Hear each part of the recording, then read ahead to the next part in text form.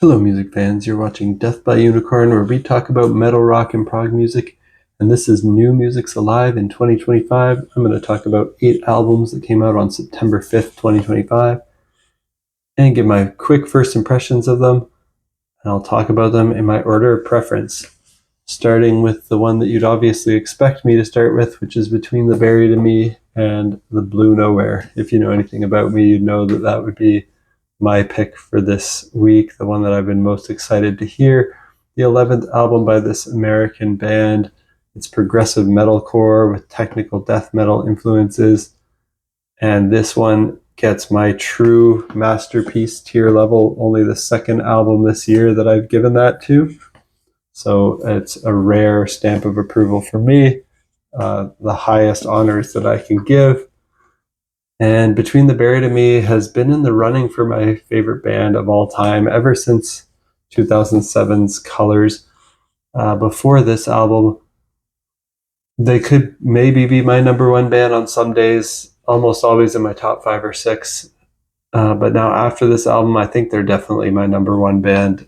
For me, every album they put out has been a masterpiece, except maybe their debut. They were still finding their sound a little bit, and even that I'd call a near masterpiece. And I don't really count their covers album, but that's still pretty excellent as well. It's the best covers album I heard. I just don't really like covers albums that much, so I don't really count it. It's not really a near masterpiece or anything like that. But they are just one of the most exciting and adventurous progressive metalcore bands. Between the Buried and Me has most impressive musicianship, compositions, and performances. They put on a great live show too. Looking forward to seeing them this week. Excited for that. And their last album, Colors 2, was my album of the year for 2021. I knew if they could maintain that quality, they'd likely be able to get my album of the year honor again. The singles I heard before the release of the Blue Nowhere are amazing. The whole album just delivers. It's on par with Colors 2, and really hard for me to pick now which one I like better. So I'll need some more listens here. Easy album of the year for me right now, possibly in the running for my album of the decade. They managed to blend genres so well. They are quirky and fun. They're unpredictable, blending in genres like country, southern rock, blues, industrial, pop, alternative, and even radio rock, with their intensely heavy side that blends metalcore, death metal, and even some parts almost bordering on black metal. And it's great that they can have moments that are so catchy and anthemic and undeniably good, even for non-metal listeners, but also have some of the most extreme, brutal metal intensity all in the same album. Great blend of clean and harsh vocals from Tommy as usual, amazing guitar from Paul, and bass from Dan, and Blake is on fire on drums as usual. Dusty's departure is completely a non-issue as far as the composition is concerned. It didn't suffer at all from that, and they are still as strong as ever on composition even without him.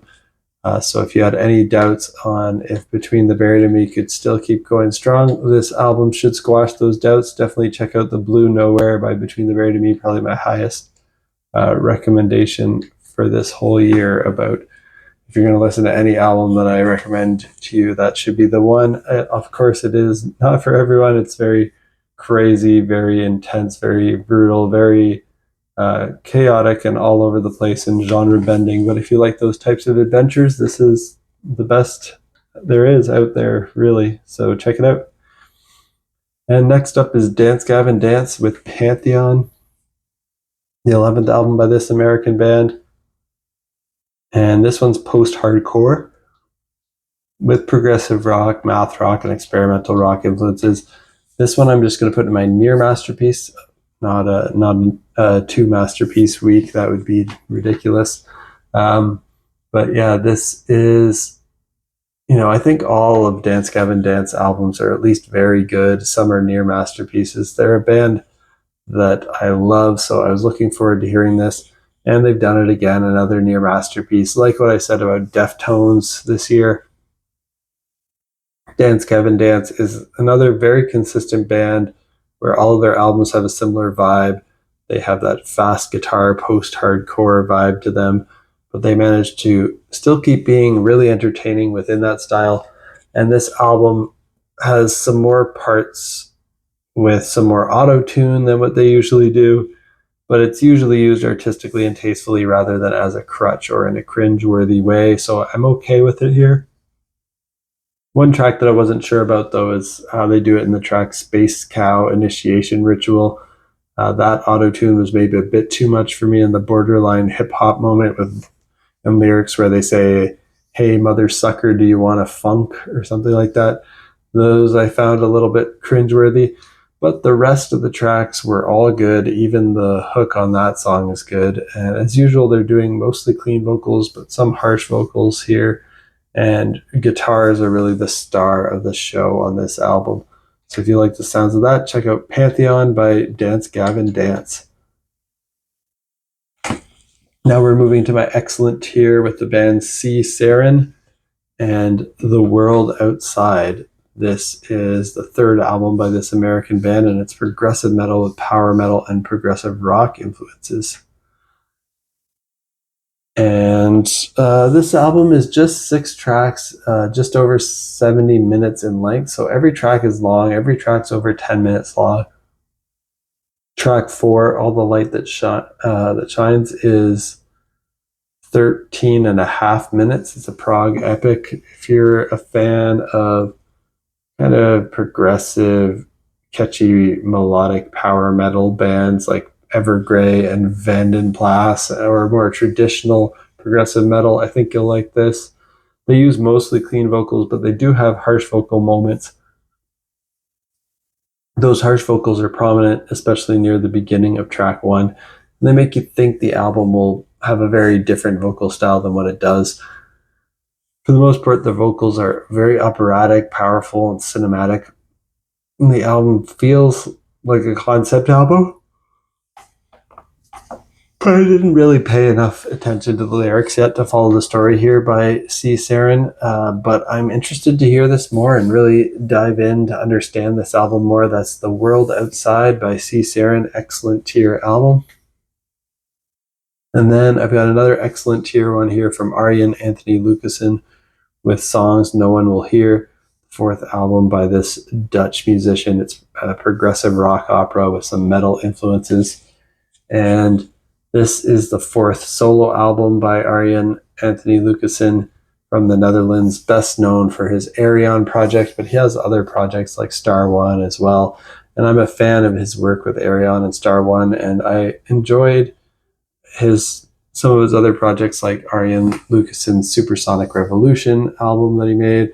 I've never actually listened to any of his true solo albums that have just been put out under his name before, but I was looking forward to checking it out.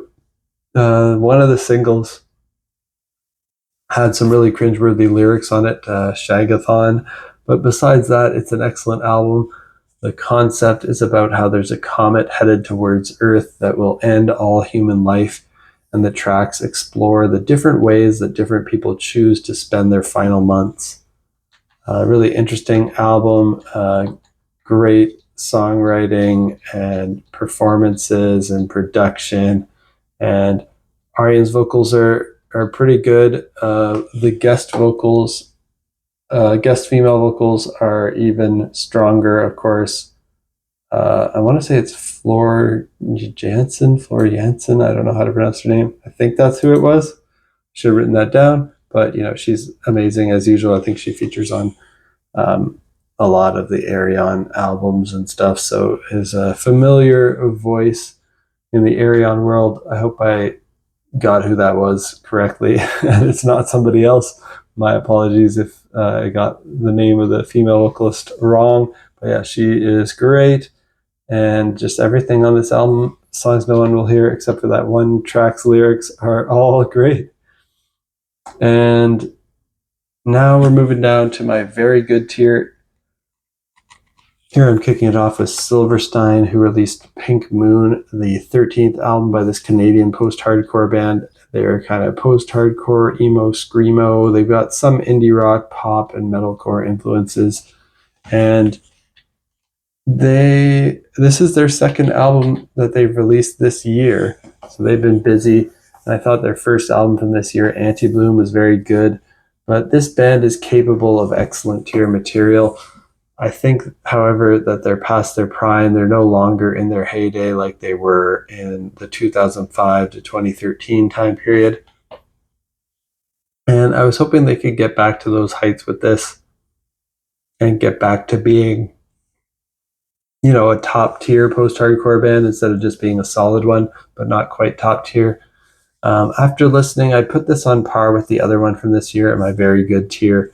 Silverstein's a solid band here, but just not quite rivaling the heights they've reached in the past.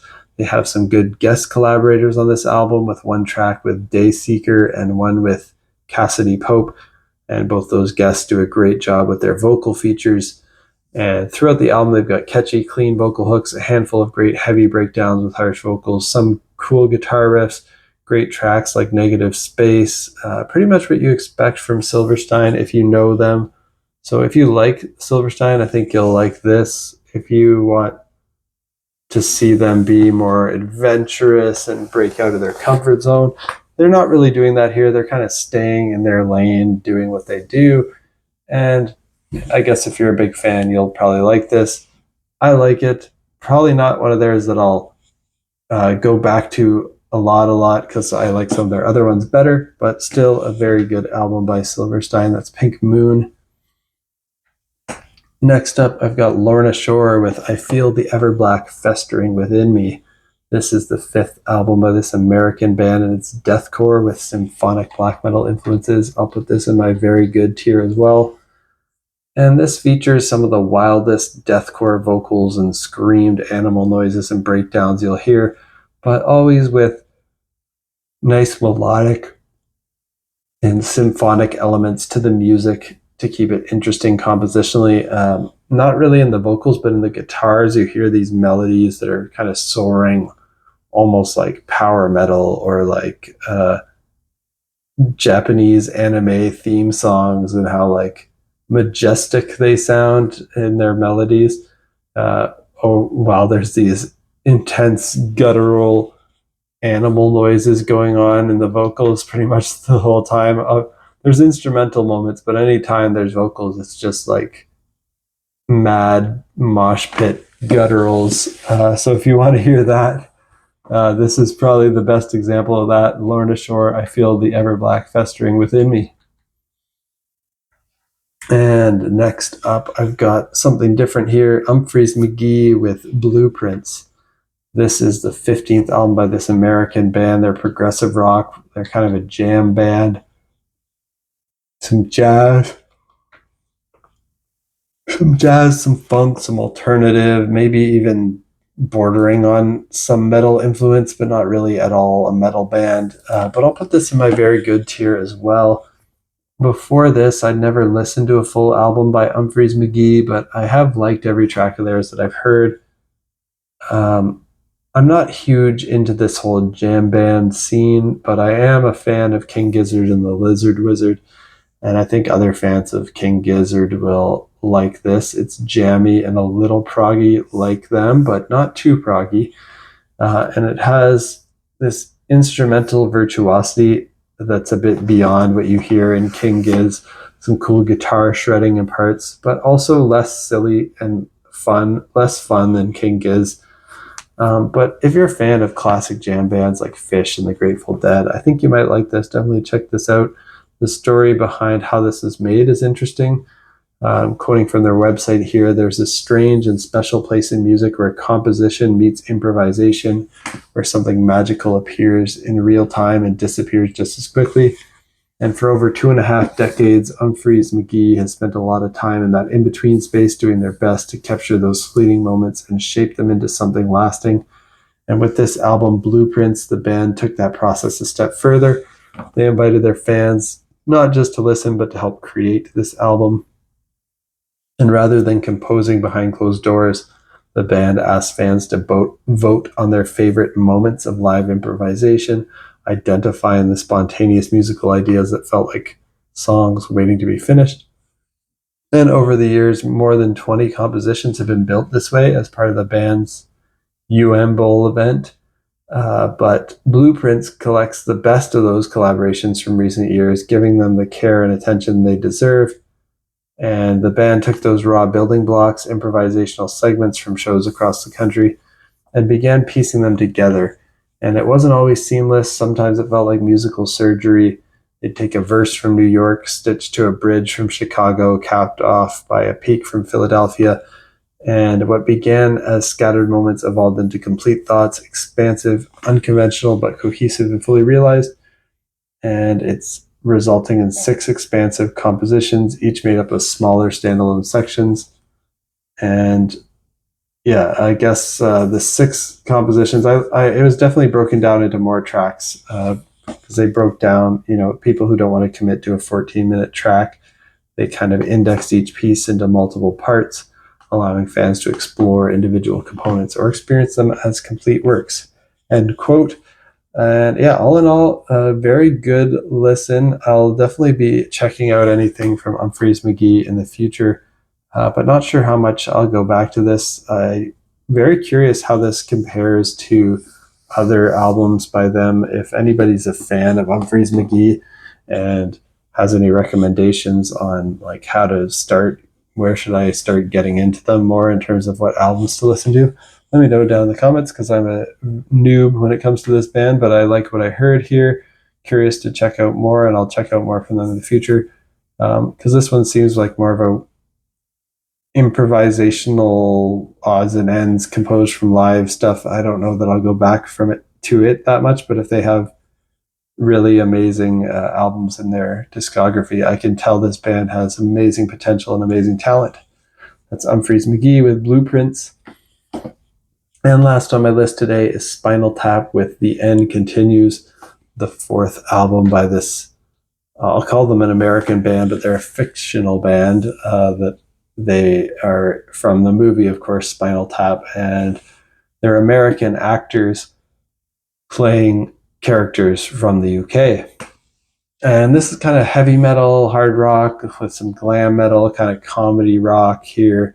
I'm going to put this one in my good tier.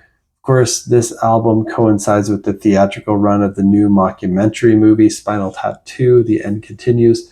And this band is fictionally from England, but the comedians that play them are American. And the album features a couple high-profile guest spots from Elton John and Paul McCartney, legendary people in the music scene, of course, and they're both still great, even though you can hear that they're both aging. They still are great vocalists at their age.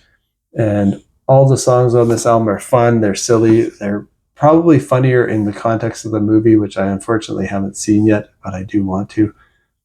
So not really an album that I expect people would want to listen to a lot on its own without the context of the movie, but I think this should be a cool movie, Spinal Tap 2.